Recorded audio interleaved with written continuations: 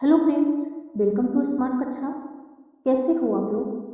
I hope ठीक होंगे और अपनी तैयारी में पूर्ण रूप से लगे होंगे, क्योंकि सीटेट का एग्जाम धीरे धीरे नज़दीक आ रहा है, जो 20 अगस्त को होने वाला है।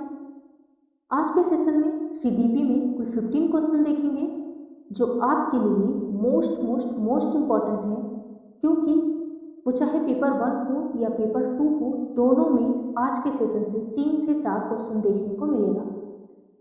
सीटीपी में एक टॉपिक है जेंडर रूढ़ बाध्यता का, जिसमें से हर साल दोनों पेपर मिलाकर 3 से 4 क्वेश्चन देखने को मिलता है। तो आज के सेशन से सीधे आपके एग्जाम में क्वेश्चन फंसेगा। वीडियो स्किप मत करिएगा, एंड तक देखिएगा। सारे क्वेश्चन आपके लिए मोस्ट मोस्ट मोस्ट इम्पॉर्टेंट है। इंस्टाग्राम टेलीग्राम का लिंक कमेंट बॉक्स में मिल जाएगा, चाहे तो आप वहाँ हमसे जुड़ सकते हैं। तो चलिए आज के सेशन की शुरुआत करते हैं बिना देरी किए हुए। आज के सेशन का क्वेश्चन फर्स्ट है, क्रिकेट पर वार्तालाप के दौरान एक अध्यापक अधिकांशतः लड़कों से सवाल पूछ रहा है और लड़कियों से नहीं। अध्यापक की यह क्रिया किसका उदाहरण है? क्वेश्चन क्या है? एक क्रिकेट पर बातचीत के दौरान एक अध्यापक जो है वो लड़कों से ही सवाल पूछ रहा है, लड़कियों से नहीं। अध्यापक की यह क्रिया किसका उदाहरण है? ऑप्शन फर्स्ट है जेंडर सशक्तता, ऑप्शन बी है जेंडर पक्षपात, ऑप्शन सी है जेंडर प्रासंगिकता या संबद्धता, ऑप्शन डी है जेंडर धमकी। राइट आंसर क्या है? वह अध्यापक लड़कों से सवाल पूछ रहा है, लड़कियों से नहीं। क्यों? क्या कर रहा है वो? जेंडर सशक्तता या जेंडर पक्षपात या जेंडर प्रासंगिकता या संबद्धता या जेंडर धमकी। राइट आंसर क्या है? चलिए एक एक जो विकल्प है उसे समझ लेते हैं। जेंडर सशक्तता मतलब जैसे बॉय के लिए रूल अलग हो और गर्ल के लिए रूल अलग हो, लड़कों के लिए रूल अलग हो, लड़कियों के लिए रूल अलग हो। लड़कियों पर ज़्यादा शिकंजा जो कसा जाता है कि नहीं तुम्हें बाहर नहीं जाना है, तुम्हें घर के काम करने हैं, यही झाड़ू पोछा बर्तन करने हैं, और जो लड़के हैं वो बाहर जाएंगे, लड़कियां जो है वो घर में रहेंगी। कि इसका क्या मतलब है? जेंडर सशक्तता मतलब लड़कियों को दबाया जा रहा है, उन्हें घर में कैद किया जा रहा है। अगला क्या है? जेंडर प्रासंगिकता या संबद्धता, जैसे लड़कों को प्रोत्साहित किया जा रहा है और लड़कियों को उस कार्य के लिए दबाया जा रहा है। अगला क्या है? जेंडर धमकी, जैसे लड़कियों को धमकी दिया जा रहा है कि तुम ये काम नहीं करोगी, तुम्हें यही घर के काम करने हैं, तुम्हें घर से बाहर नहीं जाने हैं, तुम्हें घर के बाहर जो ऑफिस के काम होते हैं या और कोई जॉब होती है तुम्हें वो नहीं करनी है, तुम्हें घर के ही काम करने हैं। तो ये क्या है? जेंडर धमकी, जैसे लड़कियों को धमकाया जा रहा है और बॉय को उसके लिए लड़कों को छूट दिया जा रहा है। तो राइट आंसर इसका क्या होगा? जेंडर पक्षपात। जेंडर पक्षपात क्या है? जैसे क्वेश्चन क्या पूछा है इसमें कि एक अध्यापक जो है वो लड़कों से सवाल कर रहा है, किसके बारे में? क्रिकेट के बारे में, लड़कियों से नहीं कर रहा है। क्यों? वो केवल लड़कों का ही पक्ष ले रहा है कि लड़के ही खेलते हैं, क्रिकेट जो है वो लड़के खेलते हैं, लड़कियां नहीं खेलती, और लड़कियों से इसका कोई नाता नहीं है, कोई मतलब नहीं है, जिसकी वजह से वो जो क्वेश्चन कर रहा है, जो सवाल पूछ रहा है, जो बातचीत कर रहा है, वो सिर्फ और सिर्फ लड़कों से कर रहा है, लड़कियों से नहीं कर रहा है। तो क्या कर रहा है?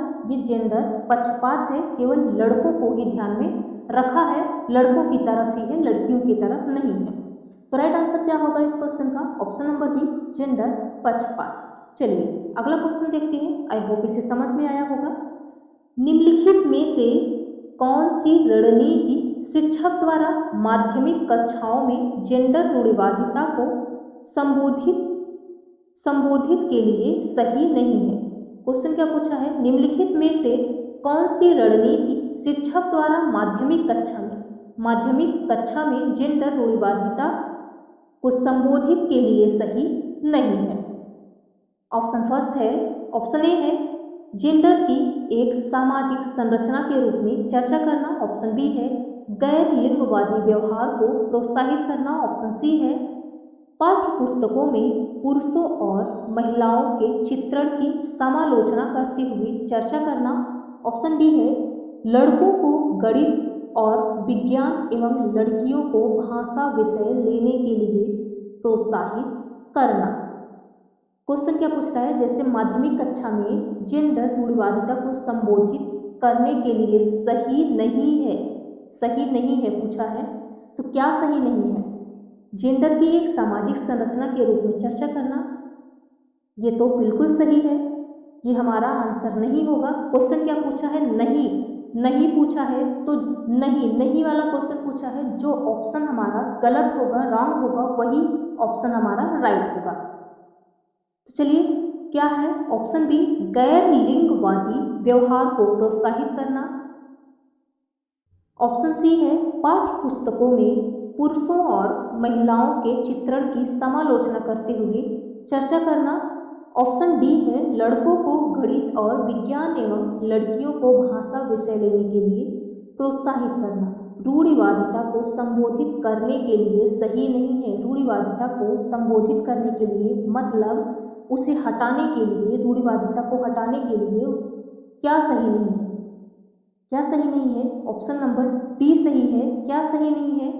लड़कों को गणित विज्ञान के लिए प्रोत्साहित करना, लड़कियों को भाषा के लिए प्रोत्साहित करना। तो राइट आंसर क्या है? Option number D. चलिए अगला क्वेश्चन है, जेंडर तटस्थ भाषा का प्रयोग व जेंडर के एक सामाजिक संरचना बजाय आनुवंशिकता द्वारा निर्धारित होने पर चर्चा करने से। ऑप्शन ए है जेंडर भेदभाव को बढ़ावा मिलेगा। ऑप्शन बी है जेंडर पक्षपात सुदृढ़ होंगे। ऑप्शन सी है जेंडर अनुपालन का प्रोत्साहन होगा। ऑप्शन डी है जेंडर रूढ़िवादिता को चुनौती मिलेगी।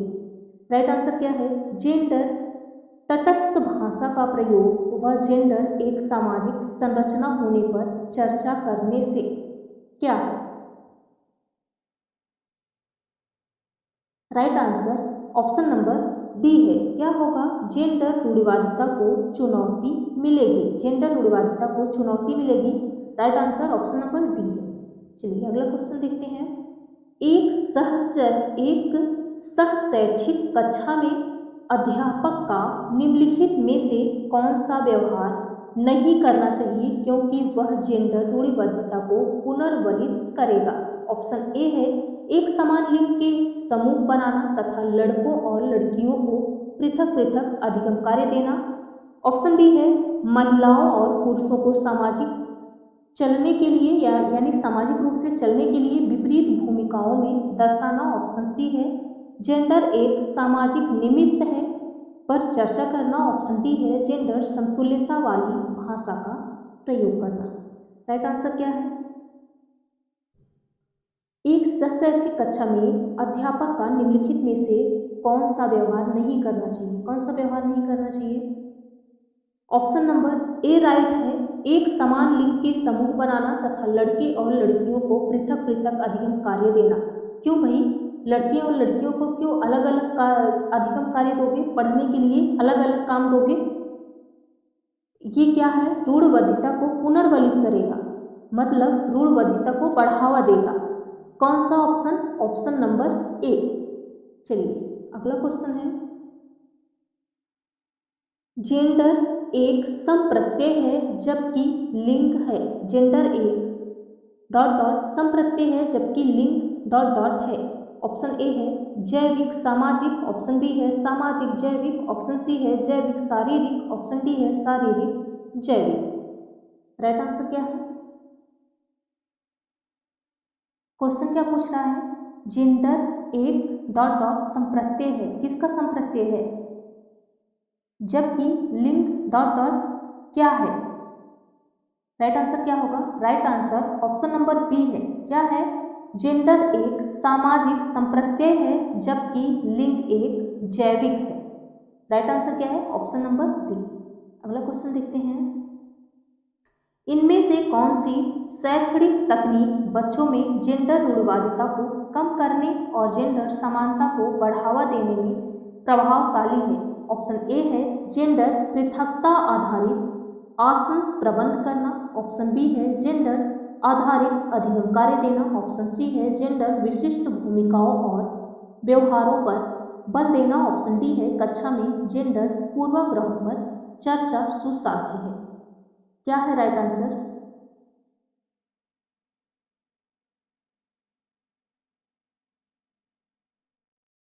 रूढ़िवादिता को कम करने और जेंडर समानता को बढ़ावा देने के लिए क्या प्रभावशाली है?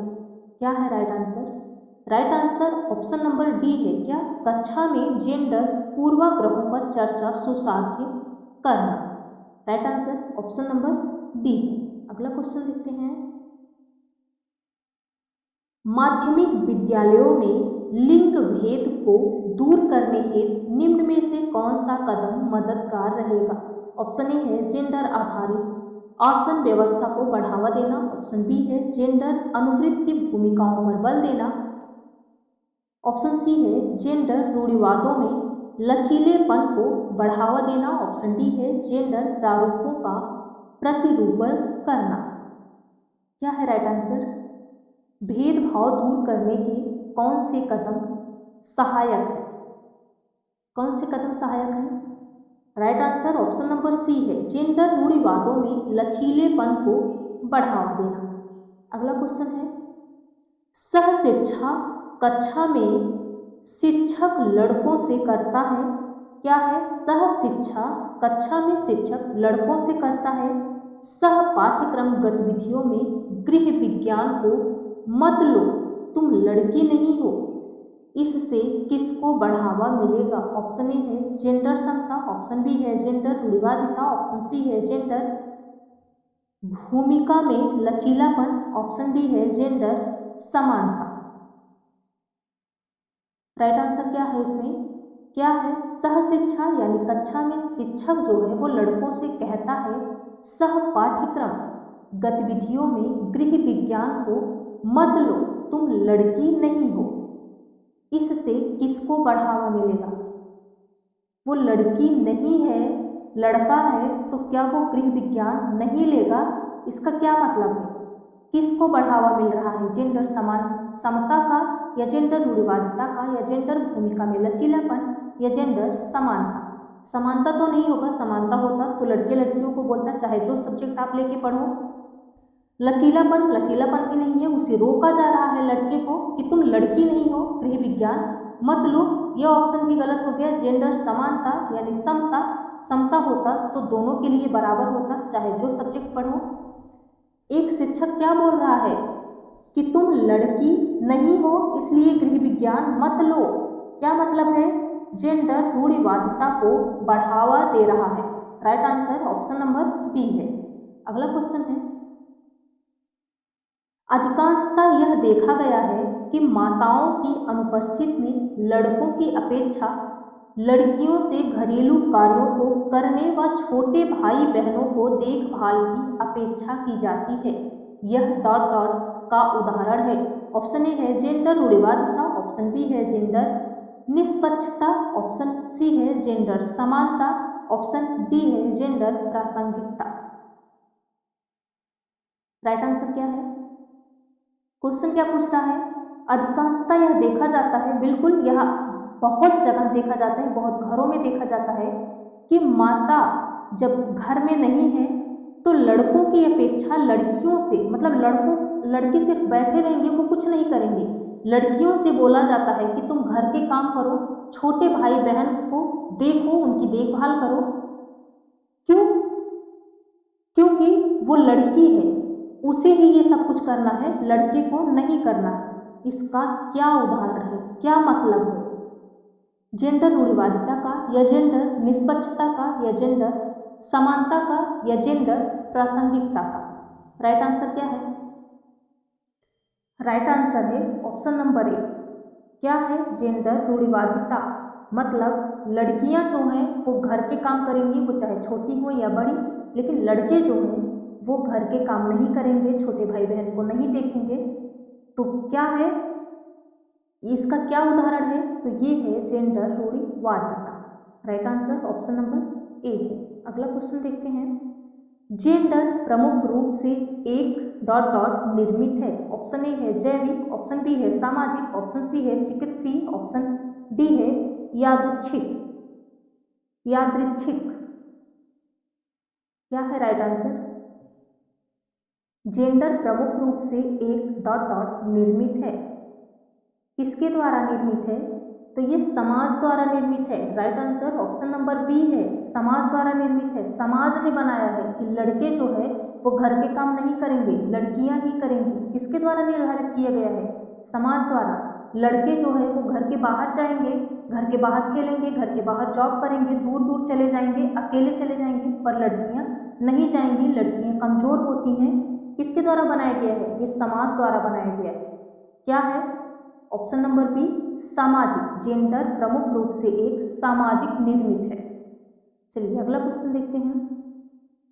पाठ्य पुस्तकों में महिलाओं की तुलना में पुरुषों का अधिक प्रतिनिधित्व होना किसका उदाहरण है? ऑप्शन ए है जेंडर पूर्वाग्रह, ऑप्शन बी है जेंडर समता, ऑप्शन सी है जेंडर समानता, ऑप्शन डी है जेंडर निष्पक्षता। क्वेश्चन क्या है? पाठ्य पुस्तकों में महिलाओं की तुलना में पुरुषों को अधिक प्रतिनिधित्व होना, मतलब उन्हें अधिक महत्व देना, यह किसका उदाहरण है? राइट आंसर क्या है? सब जगह सिर्फ पुरुषों की ही बात माननी चाहिए, जो कुछ बोलेंगे, बोलने का अधिकार, कुछ कहने का अधिकार सिर्फ पुरुषों को होता है, इसका क्या मतलब है? किसका उदाहरण है?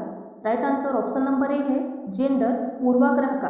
क्योंकि जो लड़के हैं वो शुरू से ही अपनी बात रखते आए हैं, क्योंकि तुम लड़की हो, तुम नहीं बोल सकती, तुम कमजोर हो, जो तुम्हें लड़के कहेंगे वही तुम्हें करना है, जो समाज निर्धारित किया है वही करना है। तो क्या है?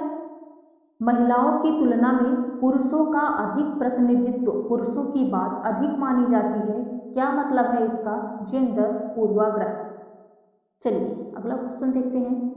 वैकल्पिक विषय में चुनाव में लड़कियों के लिए गृह विज्ञान का विषय और लड़कों के लिए शारीरिक शिक्षा के विषय को सीमित कर देने की प्रथा किस पर आधारित है? ऑप्शन ए है जेंडर रूढ़िवादिता, ऑप्शन बी है समावेशी उपागम, ऑप्शन सी है जेंडर समानता, ऑप्शन डी है खोजी उपागम। राइट आंसर क्या है? Right answer option number A है। लड़कियां जो हैं वो गृह विज्ञान लेंगी क्योंकि उनके घर के काम करने हैं, लड़के जो हैं वो शारीरिक शिक्षा का विषय लेंगे। तो क्या है इसका मतलब? जेंडर रूढ़िवादिता।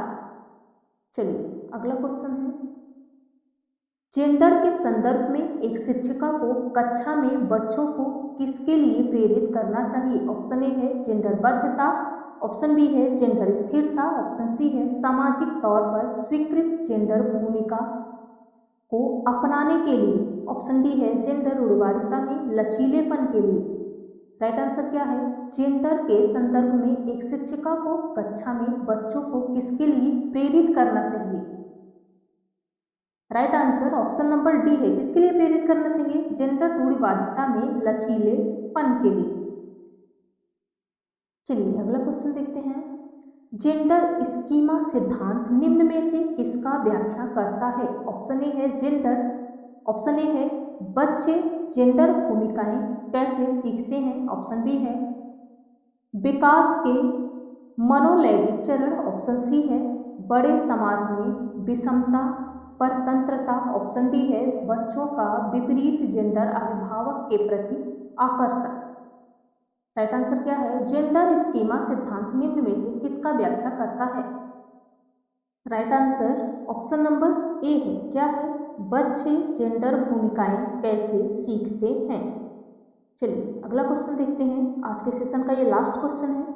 माध्यमिक विद्यालयों में लिंग भेद को दूर करने हेतु निम्न में से कौन सा कदम मददगार रहेगा? ऑप्शन ए है जेंडर आधारित आसन व्यवस्था को बढ़ाना या बढ़ावा देना, ऑप्शन बी है जेंडर अनुवृत्ति भूमिकाओं पर बल देना, ऑप्शन सी है जेंडर रूढ़िवादों में लचीलेपन को बढ़ावा देना, ऑप्शन डी है जेंडर प्रारूपों का प्रतिरूपण करना। राइट आंसर क्या है?